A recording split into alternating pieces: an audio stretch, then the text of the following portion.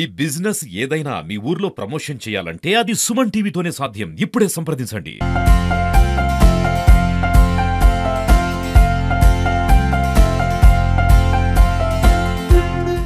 యోగా చేయడం జరిగింది. మన జిల్లాలో నంద్య, శ్రీశైలం, మహానంది, బెలూమ్ కేవ్స్, పచ్చలలో విజయవంతంగా నిర్వహించడం జరిగింది. అదే థీమ్ యోగా, డెమో యోగా ఇవన్నీ కూడా రాష్ట్ర ప్రభుత్వం ప్రతిష్టాత్మకంగా చేయడం జరిగింది. మన జిల్లాలో కూడా ఈ అన్ని ఈవెంట్స్ కూడా సక్సెస్ఫుల్ గా చేయడం జరిగింది. ముఖ్యంగా ఆనరబుల్ పిఎం గారు దీనికి ముఖ్య అతిథిగా వైజాగ్ రావడం జరిగింది.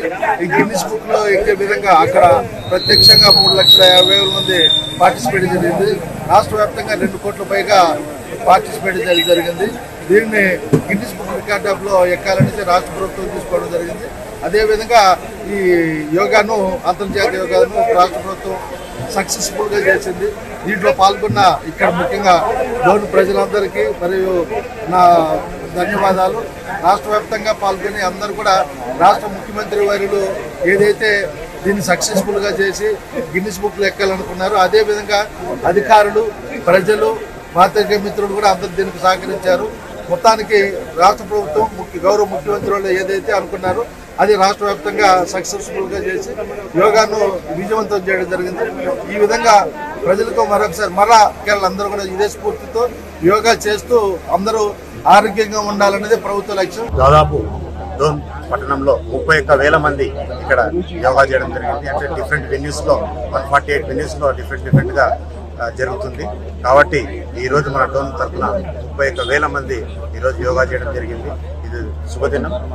ఇది ఇట్లా కంటిన్యూ చేయాలని చెప్పి, యోగా వదలద్దండి.